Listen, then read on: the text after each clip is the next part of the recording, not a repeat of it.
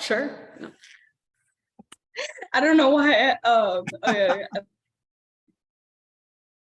Okay, Brandon, sure. how about you? You go first. We'll just go with Brandon. Okay, I will go first. My name is Bryany Burke. I am an architect at Mann Architecture here in San Francisco. And I am a CCA alumni. I graduated in 2017 from the MArch program. Hi, I'm Brandon Davis. I'm a senior talent partner for the San Francisco Museum of Modern Art. I've been there for going on 2 years, actually. And part of that, I spent about a decade as a recruiter for design, marketing, and other creative roles for Robert Half creative group. So I've got both agency and in-house experience recruiting for design and creative roles. Awesome. And you guys may or may not know me. I'm Josh. I'm the Associate Director of Career Development here at CCA. And you guys have access to us for 5 years after you graduate. So don't feel like you're out in the world all by yourselves or anything like that. You can always come back for help. But as I mentioned, I have some questions that we will use to get started. And then if anybody else has questions along the way, please feel free to, either raise your hand or drop them in the chat, and we can do that, because the purpose of this is for you guys to feel prepared as you go out into the world looking for your first jobs. So my first question for both of you is, what do you feel is the biggest challenge that you guys are noticing in your respective industries as at the moment? Nola. Let me put this person, there we go. Okay. Sorry about it. So Brandon, how about we get started with you? What do you feel are some of the biggest challenges you're seeing? I think one of the challenges might be the market. I think that both you all coming out of school and also employers, it's a challenge on both ends. Certainly with the museum, we're dealing with okay, we don't want to lay off anybody. We're not going to, we don't want to use L word, but we also, when it comes to hiring, what does that look like? And we recently actually attended the career fair with you all. And I was shocked to see how few employers, how little variety there were employers. And I just wonder if they decided to not do their outreach. They haven't, they had decided to maybe lay off their staff. So I think for you all, it might be getting seen. It might be understanding what's available to you, because maybe they're not as vocal, they're not putting that out there, or they're not sure if they're going to hire. And I think on the other end, if you're doing that, it puts you in a position where if you are ready to hire, you haven't been beating that drum of, here, we're looking for work, we're looking for people like you, and now we have to go out and find people like you who now have maybe moved on. So I think the uncertainty of the market is certainly a challenge. I think on one hand, I would say to you all to bear with it. I've old enough to be through a few different market changes, but on the other hand, I would say to you, adaptability is probably really key. It's a very, very trying time for everyone, and I think that if anything, it presents a lot of opportunities, and especially coming out of college, you have every opportunity to kind of see where your path could lead. So I think on the other hand, there's a lot of opportunity, but I think it is challenging. I want to recognize that, and I think it's felt on both ends. Great. Bryany, what are you seeing in the architecture world? Sure. Well, I could definitely build off a little bit of what Brandon said. I think that a lot of architecture firms are hiring at the moment, but it might be more like the larger firms are hiring more frequently, or there might be some sort of tech offices that are sometimes hiring for design positions for in-house work. So certainly being adaptable in terms of what your first couple of years out of school might look like is totally, I think it's still valuable experience, even if it's not the exact thing that you always pictured for yourself. I think another part of it for architects specifically, and I'm sure this is also the case in other design professions, is that at the moment, we're having a really hard time balancing clients' scope with their budget. because of different things in the market that are changing, like material costs and labor costs, and timelines are changing. And so things will take longer, and clients are having a really hard time kind of coming to terms with those limits. And we are sort of having a hard time with that too. I currently have 3 projects that are sort of stuck in budget value engineering at the moment, just because of the way that the market has changed in the recent couple of years. So, you know, not always the most fun part of the work, but a necessary part as we sort of adapt ourselves to the environment. So those are some real grown-up answers for you guys. Okay, so I'm going to let Bryany start with this question next, because as a CCA alumni, she probably has some pretty good insight into this. Mute to Jordan. There we go, Jordan. How do you guys feel that someone with limited industry experience can stand out starting to look for a new job? This is a great question, because I think it's totally real life for CCA students, and certainly people coming out of art school, just young people in general.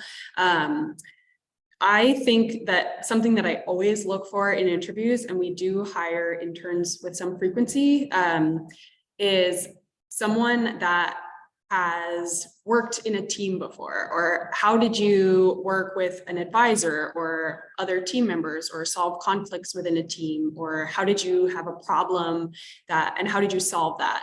And that's not specific to industry. That's like, you could have been a barista in the summer and had some sort of issue that you needed to solve. And so for me, that shows like, you know how to solve problems. You can do this kind of creative problem solving, which I think design in general, that's creative problem solving. So it doesn't have to be industry specific. That shows me who you are and how you solve problems just as a person.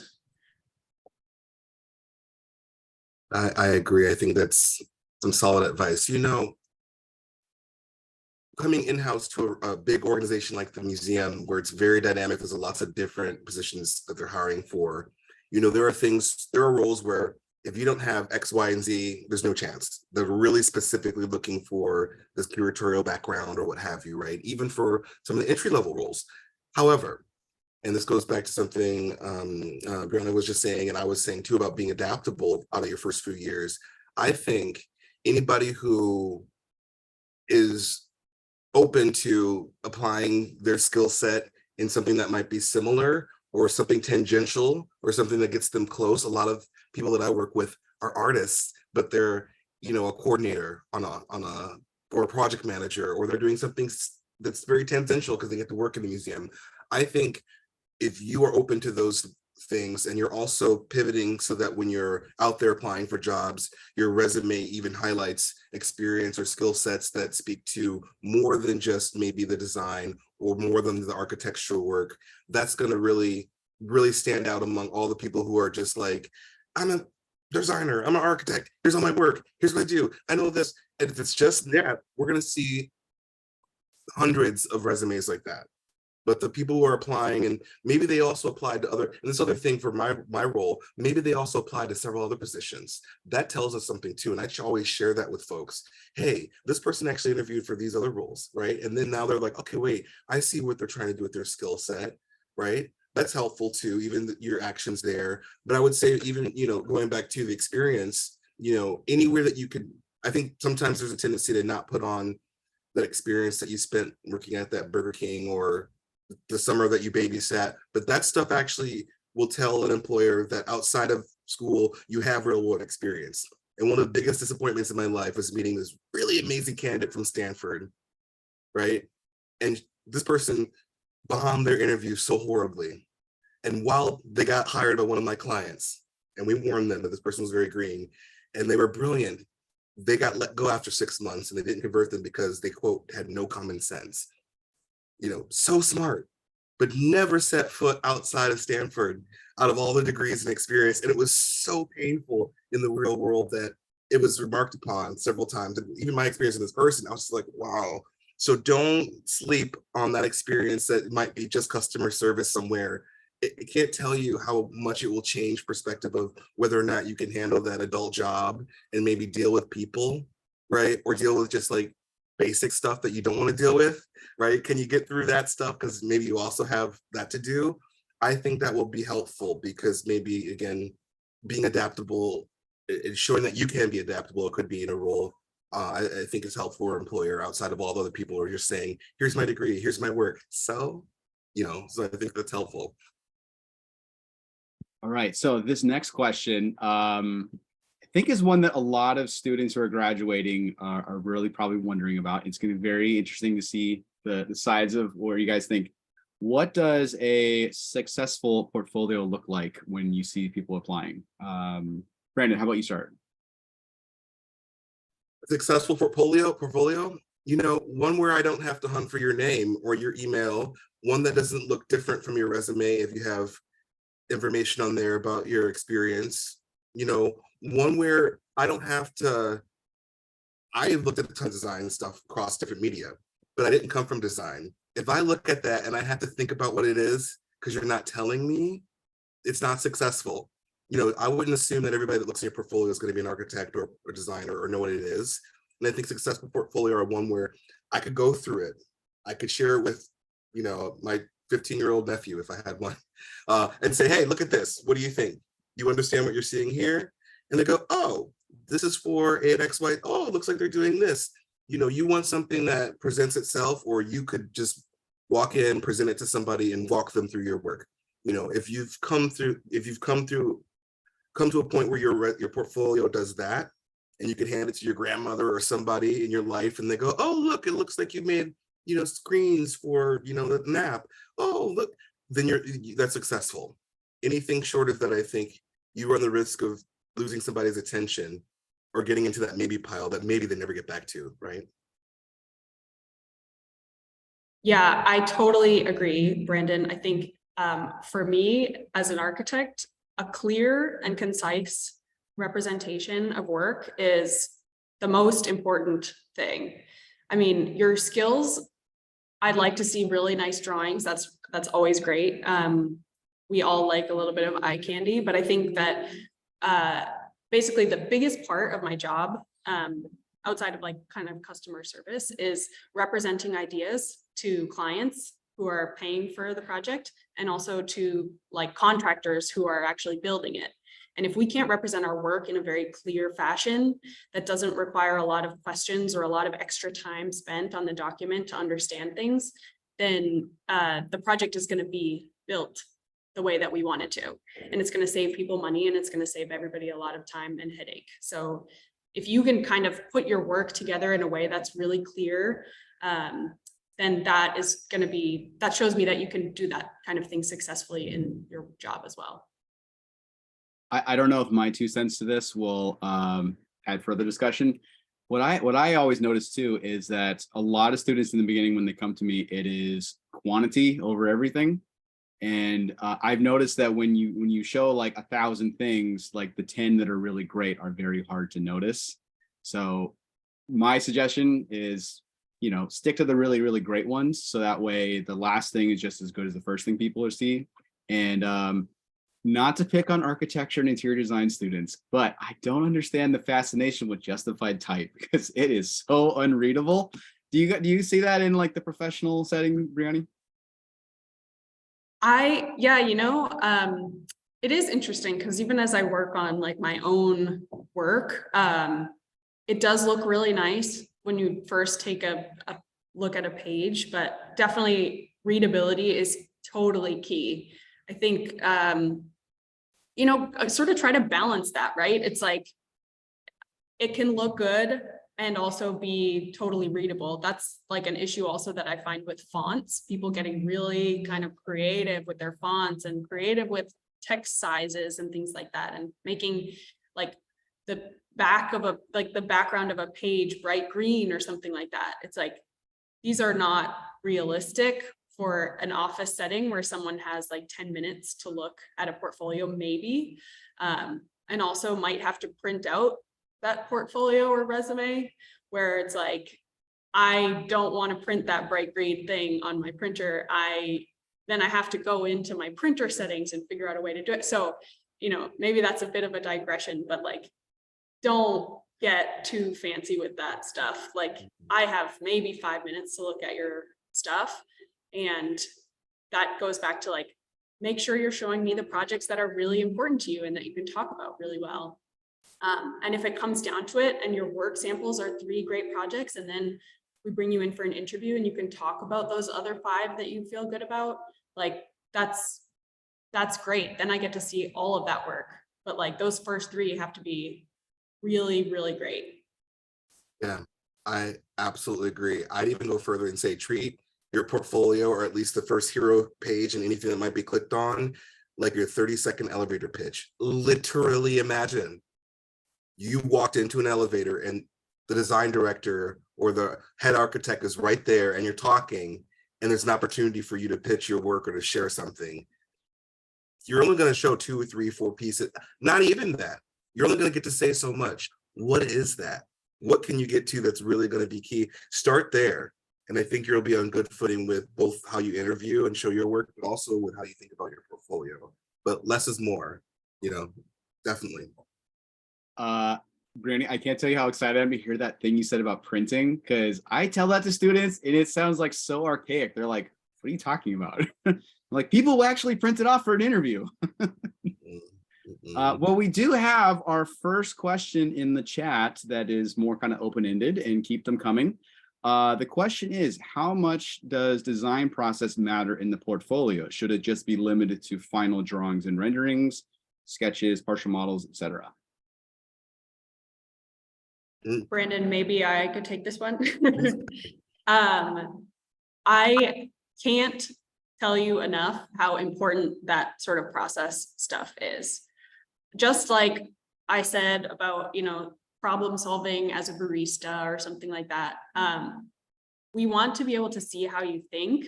And even if your work isn't, if your sketches aren't the most beautiful thing you've ever created, like, those are things that we can kind of hone as we're working with you.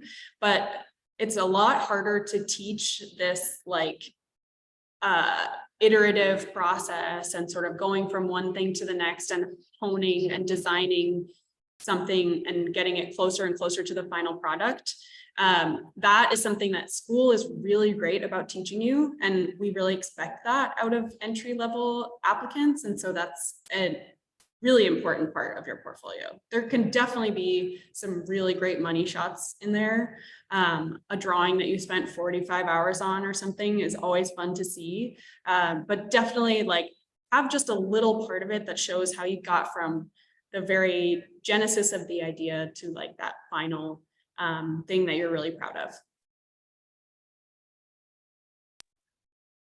I would definitely add to that and get specific here about job functionalities.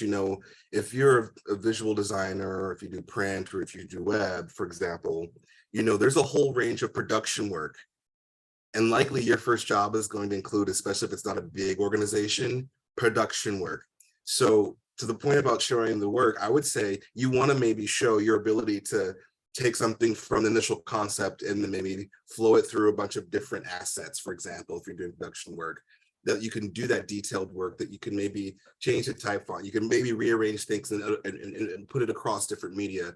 I would say the same thing for, interaction design, or if you're doing UX design. So crucial, right? If you just show me a beautiful page, I'm like, okay, so how did you get there? Like, that's a big portion of it. So even, some of my favorite portfolios for folks like that maybe included a picture of the wall where they had their Post-its and they had the concept, and then there's some sketches on a napkin, and they show a little bit of a narrative about how they came to that idea.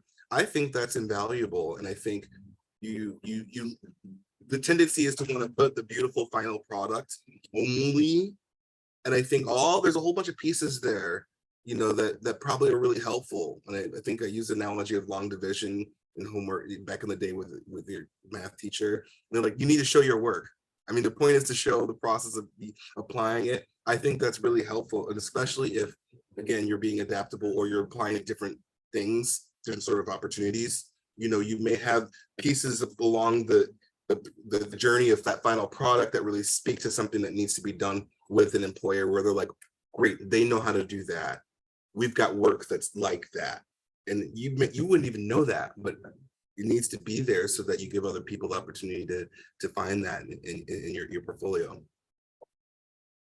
So my 2 cents into that too, before we get to Guillermo's excellent question that he has, is I would recommend finding the sweet spot of how much process to show. Because I've done a lot of flybys at the career fairs, and I've seen students show employers the stuff, and you guys get into every little detail.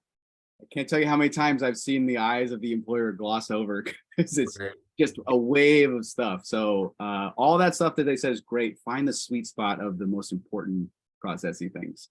Yeah, I think a really sweet spot is like, this happened, then this happened. So this, like 1, 2, 3, maybe 4. That's it. You know, so like Bryany, you might have an insight on this. Like when I meet with architecture and interior design students, they show me the renderings. They want to show me all the renderings. I'm like, what am I getting from this that I'm not getting from this? Yeah, and it's really tempting to do that because you worked really hard on that stuff.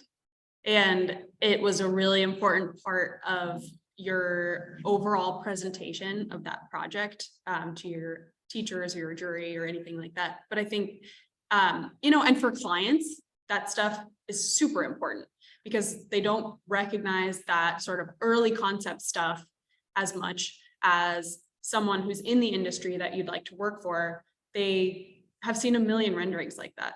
The client wants to see what they're paying for, and the employer is going to want to see how you thought about this thing. And so totally agreed, Josh. It's like, I'd love to see a really pretty drawing. Who doesn't? But if I don't understand kind of how you got there, then you could have just thought about this building in your head and just like thought it might create a pretty image and made it that way. And that's just not how we do creative problem solving in real life. So.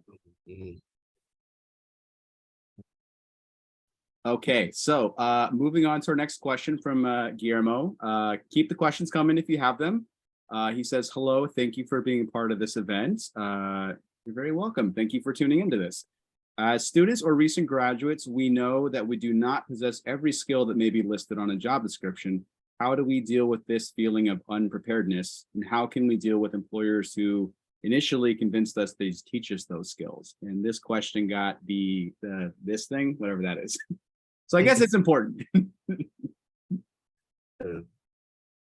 I'll start. I'll tell you right away. And this is maybe because I think of things very much like a recruiter. Just because employers hire don't mean they're good at it. I think a lot of employers throw the kitchen sink at that job description. And I go through often and read and go, okay, this is all BS or fluff. Corporate lingo. It's really these 3 things they're looking for. And I would encourage you all to just apply if you think you have the minimum qualifications or close, period. Get seen, get in their database, apply. I would not let that hold you back at all. Even when I'm reviewing applicants right now for certain roles that they're not qualified. The hiring manager is still flagging people who've got really interesting backgrounds and portfolios. It's for a curator, by the way. And really interesting work that is not for the role, but could be interesting for the department in other ways, right? So I would not. In fact, I ended up starting my career by applying to a lot of things I wasn't qualified for because I was new to the market, and I actually, that's how I started becoming a recruiter, because I got this feedback, like, oh, you'd be really good at recruiting. So I think even then, you might stumble upon some feedback when you do that, or, but I would encourage you just to go ahead and apply. It doesn't cost you anything, and it doesn't black mark you if you're not qualified. They just put you in the not qualified pool. But guess what? If you're in a database, they might reach back out later and say, hey, you applied for a job a little while ago. What about this? And certainly I've hired people that way for my current organization. Yeah, I have to agree. I mean, I think when we look at a candidate, we're looking at both the hard skills and the soft skills. So things like, in my industry, Revit is or BIM, I should say, is really important. That's, building information modeling. So programs like Revit or ArchiCAD or these kinds of things, which aren't typically taught in school. And so for an entry-level person, that can feel really scary to sort of see that on a job description and be like, oh, well, I don't have that. But for students coming out of school, and I think I've interviewed a couple of you, so you've probably heard this from me before, but for students coming out of school, like, you are so adaptable and quick to learn some of these new technologies that certainly in things like that technology or certain types of drawing production or things like that, like, I bet you'd pick it up in a couple weeks. And even if the employer is not putting concerted effort into teaching you Revit, for example, you can do your own tutorials online. They might throw you into something and you might have to figure that stuff out. There's sometimes student discounts for downloading things that you can learn. And it does take a little bit of extra effort, right? Like, you're not always going to get paid for 2 weeks of intensive Revit training. That is a really great resource, but it's not, a lot of firms or companies don't have the resources to give you that. And so it's like, you know, trust yourself. You're totally adaptable. You know how to use 10 more types of software than most of the people in the offices that you'll be working for. And so it's like trying to figure out what you feel confident in being able to learn, and not being afraid of some of that other stuff. But if something says like, you should have 10 years of construction observation experience and you're coming out of school, like, you probably don't have that. So really start to understand like where you sort of fit in that middle ground and what things you can really be expected to know and learn. Yeah. Thank you.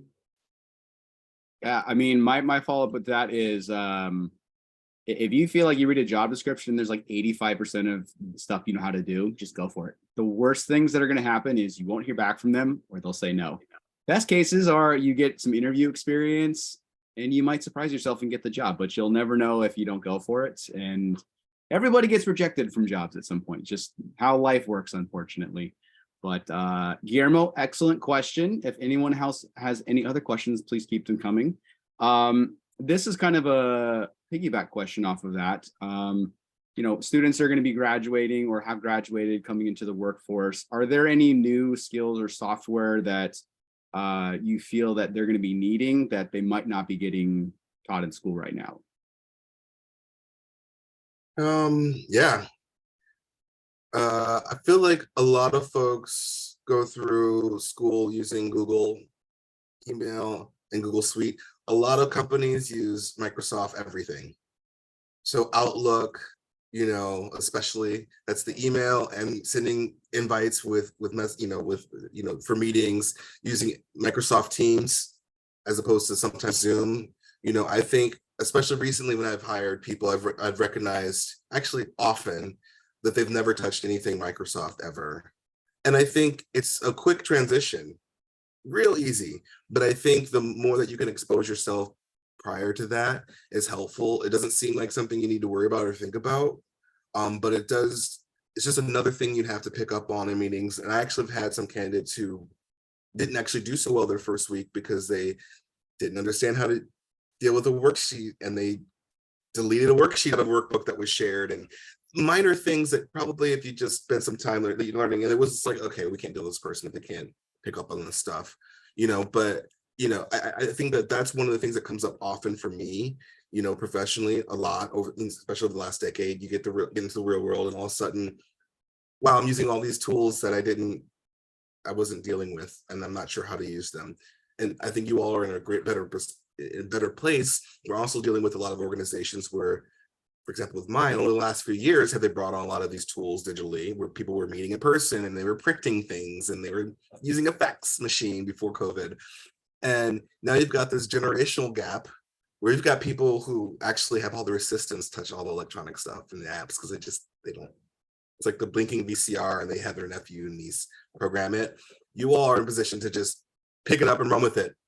And especially in my organization, everybody who's gotten hired in the last year or so, you know, where it's like, okay, we use Asana, we use Teams.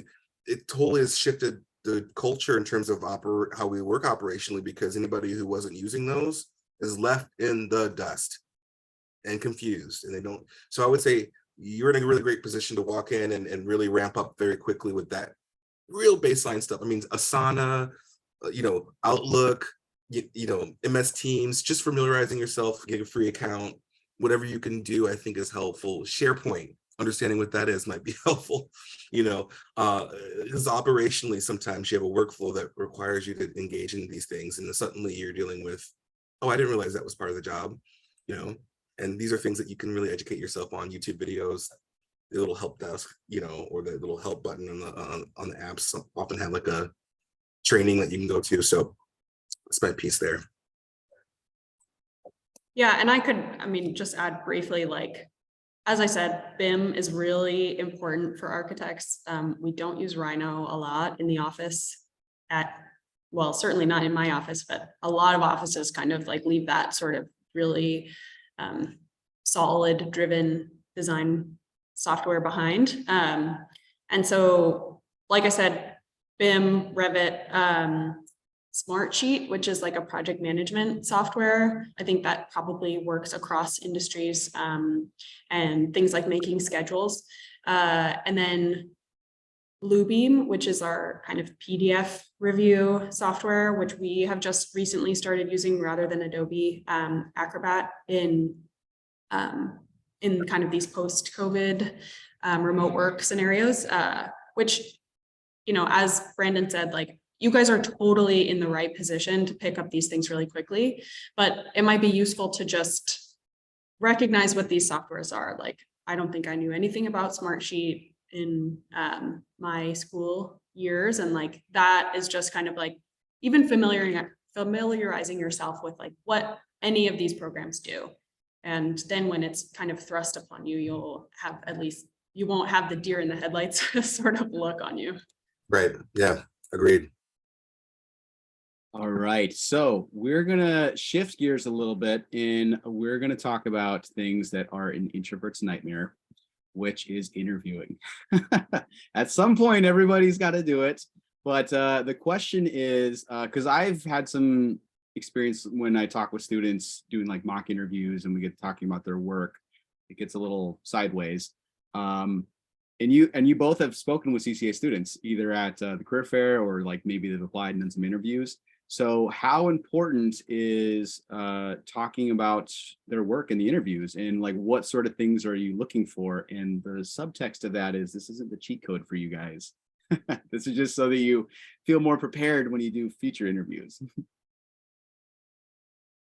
I would say it's very important to me to hear you talk about your work.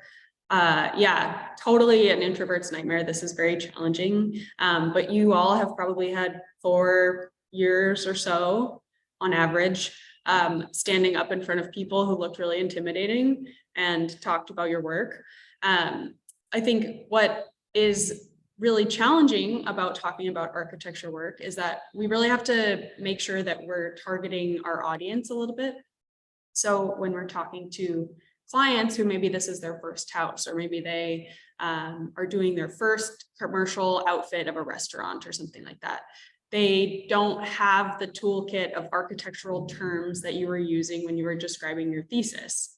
Like, you need to be able to sort of shift your dialogue to a person that can understand it in a little bit more layman's terms. And really the best way to do that is to just talk about your work with your mom or your partner or something, and just start to get really comfortable with the words that you're using, and start to get comfortable with talking about how that concept started from A and went to Z. Like, all of those things are just, it's about becoming comfortable, and then you'll be able to understand what your elevator pitch looks like and what sort of things in interviews only takes you 30 seconds to say about a project.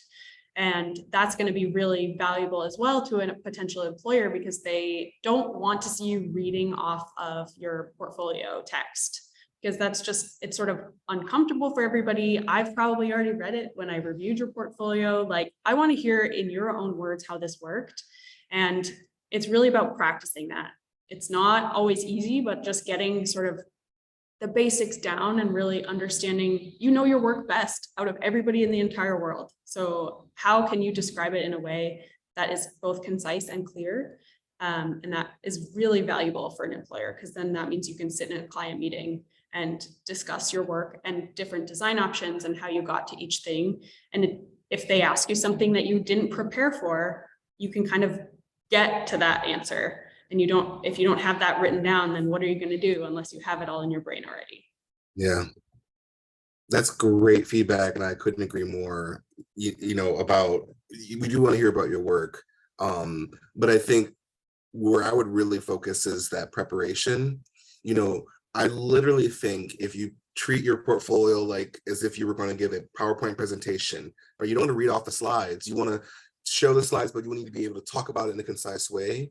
The more that you can practice that, you know, going through your portfolio, the better, because then, you know, to Bryany's point, if you get thrown off by a question or something, if you already know what that is, you could just in your mind go, let me move to show you this piece of work and talk about this, what I've, you know, this sort of skill set, that's what I've done here, you know, or let me share with you this experience that I have. And then you could move back and forth between whatever narrative that you were going to share with them that you've already prepared. And, you know, the more that you can do that, the better, you know. And I think even if you're interviewing for something, let's say going back to being adaptable, or maybe you're just trying to get a foot in the door with certain companies and you're doing an interview, something different, being able to talk about having that stuff in your head is really great, because maybe then you can articulate how you think your skill set is transferable to what they might be looking for. And this goes back to the client. At this point now, you're in a position where you're kind of in the sales seat, and you need to present to them some faith that you might be able to do the type of work and the type of things that they're looking to do, right? So I think any way that you can kind of make sure that you prepare to really talk about yourself, however it comes, because you're going to have people like me. I'm going to ask you questions, let you ask me questions. I'm going to tell you that up front, that I'm going to let you ask questions. I'm going to tell you, I'm going to give you all, because I'm a recruiter. You're going to feel comfortable. You're going to talk to me. Some people are going to get on there and just be like, okay, first question, second question, third question. And you got to be able to like still talk to them as if they were engaging you, and, you know, give them what they're looking for, because, you know, they're taking notes or whatever they're doing. You know, like I said, not everybody's going to be a good interviewer. They're not going to, just because they get hired on, you know, going to be good at it. But you got to be able to present to them what, you know, what they're looking for. And I think the more that you're prepared, you can be adaptable in that situation to answer how you think is going to be best suitable, or just be able to not be flustered or fumble or not have an answer, right? All right, we have a Brandon specific question before we go to Guillermo here in a second. From Jasmine, thank you all for this helpful event. You are very welcome, and thank you for coming again. As a new grad of interaction UI UX design who's interested in working in museums, is there any chance that she could find any interaction design related positions at museums now? Because she's noticed that most of the positions are curatorial related. I mean, that's an interesting question. I haven't seen any. I think most of the design needs at museums tend to fall along very traditional print media needs, wayfinding, signage, right? Event design for the space.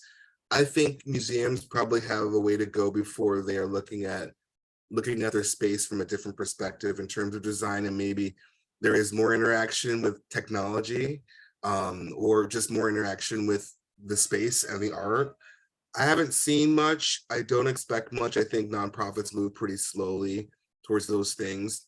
But what I think is interesting is there may be opportunities, you know, with other needs that they have, to kind of get in there with some of that experience. But I think, you know, how those and where they come from, I don't know. I think most of the hiring they're going to do is going to be for people who are looking to do experiential and event design.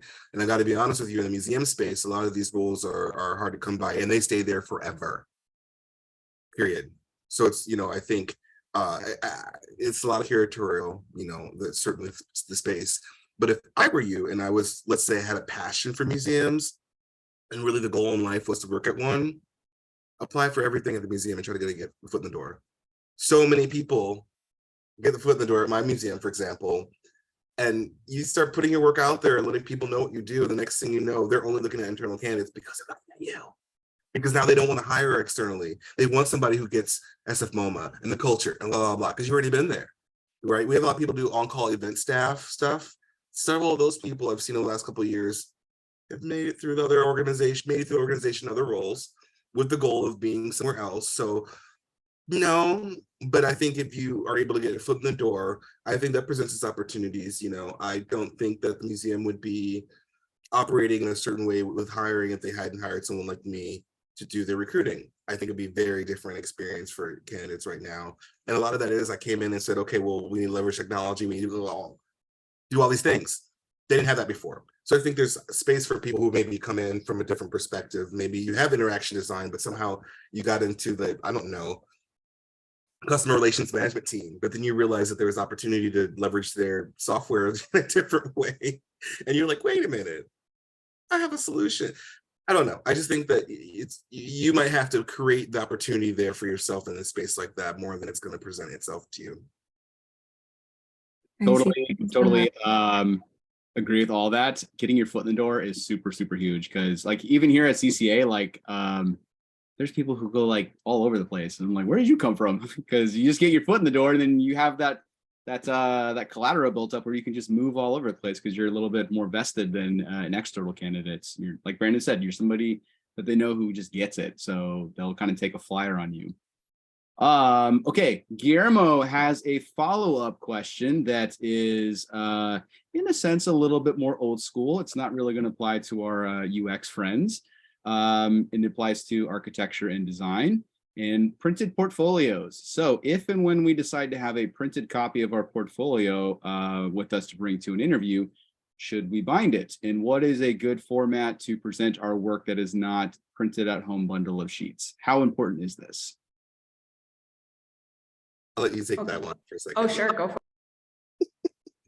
No, I was gonna say I'll let you start. I'd love to hear what you say. Okay, yeah. I know that a lot of white-haired old men at architecture firms of the past have really required printed portfolios that like cost $80 to print and bind. I don't think it's important at all. If you bring one, that's great. I don't care if it's bound. Sometimes it's nice if it's not, because then we can pull a sheet out and look at it more closely. Honestly, if you have it digitally on an iPad, that's cool with me. Or, maybe a company like has a TV where you can pull up your portfolio. But I think what is important to me and what really I've noticed in some past interviews is like students will show up completely empty-handed, and then it's on me to say like, do you have a portfolio you want me to pull up on the screen or something like that? And I do that because I'm nice, and that's what I'm like trying to help you guys out. But like, you shouldn't expect your employer to like be more prepared for your interview than you are. So have your iPad, bring your laptop, like bring a USB stick, or email the recruiter or whoever before your interview and just say like, I just want to make sure I have everything that I need. Could I pull something up on a screen, or would you like me to bring a printed version? People are super happy to answer that question for you. And it's not, it shows that you're prepared, and it doesn't mean that I have to look at you and say, wow, your hands are empty. Okay, now how can I help you out here? So that's all it takes. And nobody's gonna, dock you points for asking that question. In fact, I think it's better. I think it's perfect. I could not agree more. Now, I will say though, I was laughing because one of my first memories of being a recruiter is going on an interview with one of the lead recruiters who had been doing it for 10 years at this point. So this is 10 years ago. And this guy came in with this huge portfolio of work, and he set it down. Now, we could talk about how maybe it could have been a nicer binding and all that, but he's been using it for years as a point. And my boss at the time was like, excuse me? No, she didn't even look at his portfolio. You expect me to sit here and flip through that thing? I'll tell you what my personal opinion on this. It's the 21st century. Show it on a laptop, show it on an iPad. Ask them if they would love it printed, but guaranteed, if you had passed me a piece of paper, I'm gonna be like, did you print that? Why would you print it? Save a tree. Email me the PDF. Honestly, digital. Have it ready to present in an easy format, right? You want something that is going to travel with you. Can you send it via email to somebody? Can you show it really quickly in your 30-second elevator pitch, right? If you have to travel for an interview somewhere and you don't have the whole laptop, could you like plug in your phone and then can they project? Can you make it convenient for the person and for yourself and leverage technology, because that format is ultimately probably going to be, the digital format is going to be the way that majority, beyond architecture, beyond any industry, majority of people are going to want to see that. Please do not have me print something. Please do not show up with a big portfolio of stuff. Don't do it. It was my vote. But to the other point, there are some old school people who want to see that, and maybe they will ask for that. But I think unless you are interviewing with some old school persons at some big old school firm, go digital. Meet everybody else in the 21st century. Yeah, if you're applying to Skidmore, Owings and Merrill, you might want to ask your HR representative that invited you if you should bring a printed version, because they still wear suits to the office in San Francisco. But know your firm too. Like if it's a UX thing or anything that's really related to technology, they're gonna have Brandon's opinion. Yeah. Now I will say, like, if you're doing embossing and paper, something with paper, and it's, I mean, clearly we're gonna maybe want to see some of that. But again, this is where less is more. Where you maybe bring a few samples, or maybe you leave them with a personal thing that you've made with them, maybe something that shows off your work. That's also really good to do. I'm not saying no paper. I'm just saying don't have a big photo album booklet. One other small thing to add to this is once you get to be like 2 or 3 years into architecture specifically, and maybe some other industries as well, like you might have a drawing set that you created, or that you had a really important hand in creating. And that is something that you could certainly bring on screen, pull up on screen. But there's something always really impressive about plopping down a 400-page drawing set and saying like, I coordinated this. And then people will look through that, because we still use stuff like that on site sometimes. And so architects are used to seeing that sort of thing. So yeah, it's sort of like, as Brandon was saying, if it's part of your work and really part of it's part of how you're going to sell yourself and your skills, then sort of consider it. But it's definitely not every single firm will want one thing. And that's why, and maybe we'll talk about this later, but just ask the question. Like, people want to hear that you are excited and prepared. So ask the questions if you have them. Yeah, like my experience with that when I was in grad school is like, it is just anxiety city, because you're like, what kind of paper do I use? Do I use thick as a brick? Do I use Epson 4-star? Is my PDF formatted to their specifics? Is this going to be laser printed or inkjet printed? Is the binding the curly stuff that they want? Is it going to cut into stuff? So yeah, totally. If you can avoid it, it looks great if it comes out great, but if it looks sketchy, it looks sketchy. It's the thing. You can't refresh the screen with a printed product if it's not right. It's like, oh, if you were going for a print roll, by all means, put together that book and be like, this is the beautiful print stuff I can do. But I don't think that's really going to be the case. And then like in a CCA capacity, like at the fairs, like when I meet with everybody before, I always tell you guys, like, at worst, have a PDF on your desktop, because if the up and down CCA internet goes down, at least you got a PDF you can show people. But your website's always really good. So Guillermo, that was a very excellent conversation driven question, and very good job on that one. You deserve a high five and a round of applause. Okay, so this we're kind of coming to time here in a couple minutes, so if anyone has any last questions, feel free to drop them in. This is another interview question. So this is kind of the sort of like the elevator pitch kind of thing, like when you're first talking to people, like, everybody's got a story. What are you both looking for in a story when you hear from somebody? And also, how long would you like that story to be? Because I hear stories that are several minutes long. I'm a chatty person, so I might be the first to say this is a 30-minute interview. you know, or I'll tell you, you know, hey, sorry, this is great. But I would say like, I I want to hear focus on your work and why you want to work at our organization. There needs to be some passion there, and that narrative needs to include that. I don't want you just run through the story and give me your spiel about how wonderful you are. Sure, you're wonderful, everybody is. um so I think focus on substantive stuff. I think if you really focus on the substance and really practice, you know, and understand that most interviews are going to be 30 minutes, and you're probably going to have, depending on whether or not it's structured, or if they have questions, or if it's just like they just want to meet you and you don't know, I would say just the practice makes perfect, you know. But when I'm listening to a story, you know, it has to be relevant to either the questions I'm asking or the work that you might be doing. If you're just sort of giving me a story and I'm like, I'll probably be like, what are we talking about? You know, I, I think if you have that focus, it tends to be fine, even if you do run on a tangent and it's relevant. And I'm like, wait, tell me more about that. That's cool too, but it's got to be relevant. So I think keeping it relevant, your story relevant to the work and what you're trying to share. So again, you're in the sales seat with yourself. As long as it's relevant, I think you're good, because it can go other places. It can go a lot of places, especially with a person like me. I go, oh, let's talk about that.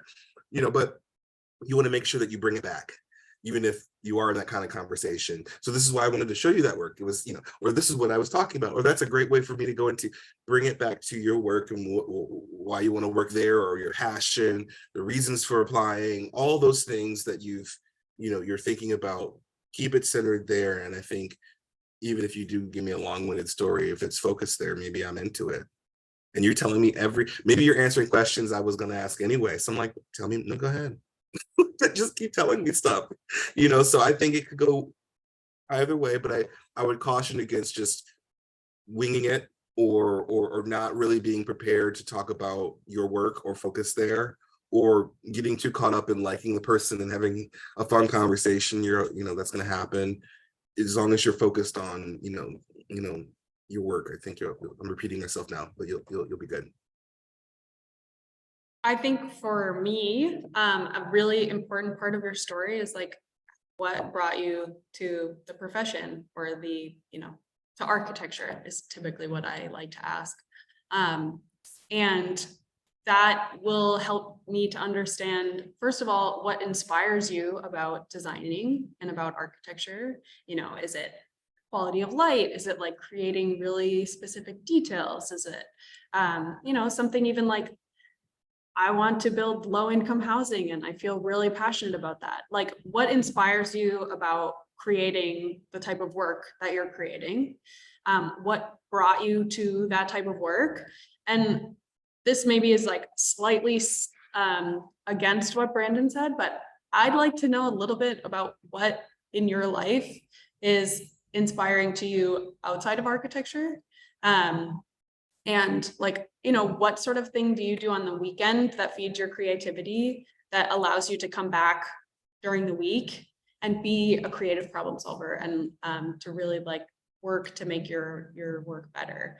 And, it doesn't have to be like a long-winded story about how you visited Europe and Asia and like what sort of food you ate when you were there and what you didn't like about it. It's like, it could be something like exploring.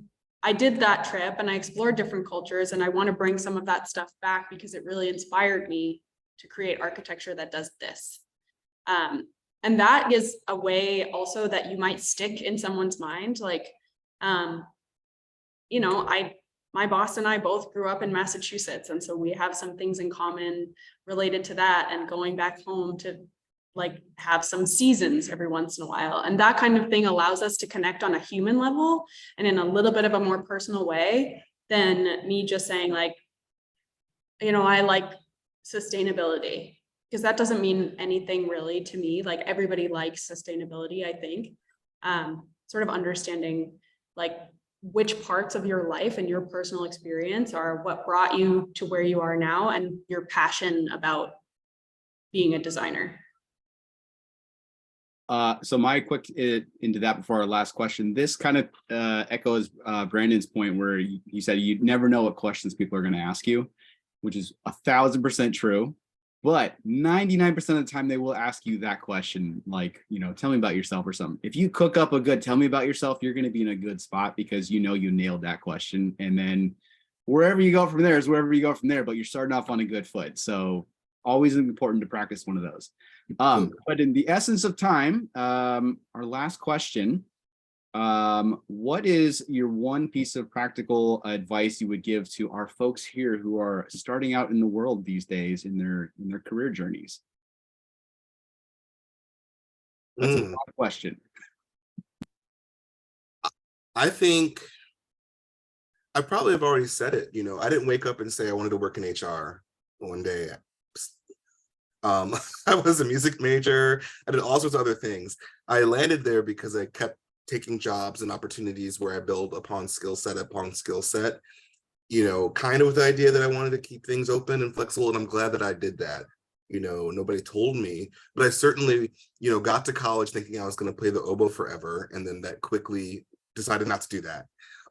So I would say to you, the biggest advice I wish I had had, you know, and I kind of got some of it, was, you know, to be open and to think of, you know, your aim and your objectives and what you're doing right now as a good basis for a career, but to be open to the possibility of what you could do, right? I think it was through informational interviews that somebody was like, have you ever thought about recruiting? And had that not been a conversation, I'm not sure I would have been open to the people that reached out to me to recruit me to become a recruiter, because it was a sales job and it was commission. I was like, I don't want commission, I don't do that, I don't want my paycheck. But I had to think about it differently. I had to think about my serving experience. I had to think about, if you're open and you're having these conversations and you're applying to a range of things, or if things aren't working, you're not getting traction, and you pivot and try to do a different thing, or look at different sort of organizations you're applying to, or pivot because you don't like the work you were doing and you change.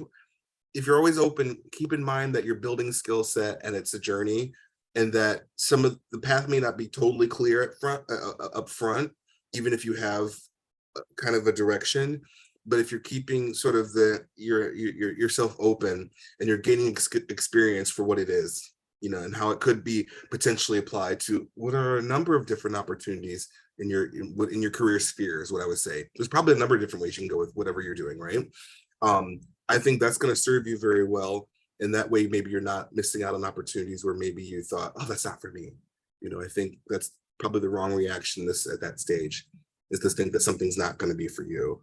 I think keeping an open mind and being ready to adapt and learn from that and apply that to the next thing is really, really helpful and really crucial, I think, especially at this stage.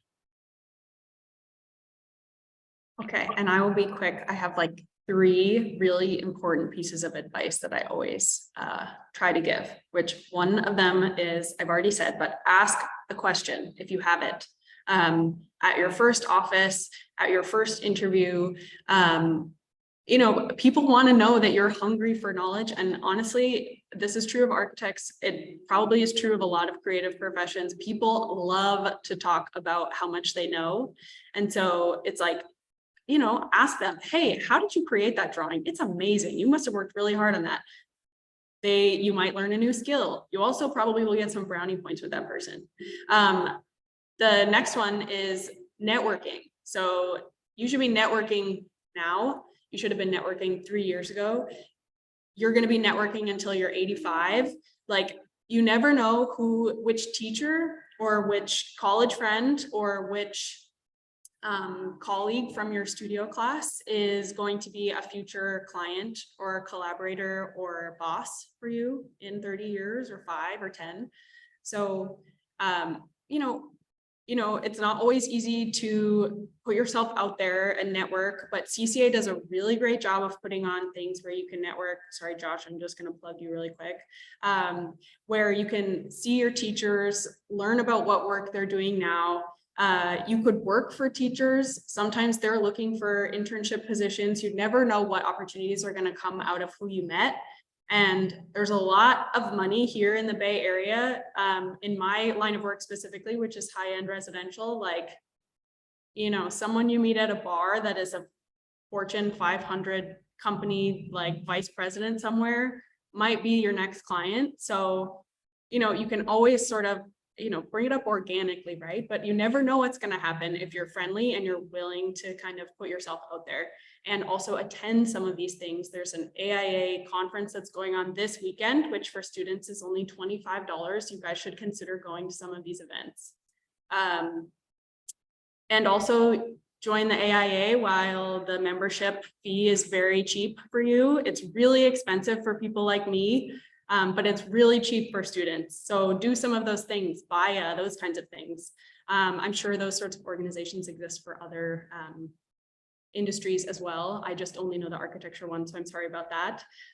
Finally, don't forget that you are the most knowledgeable about the latest technologies in your office.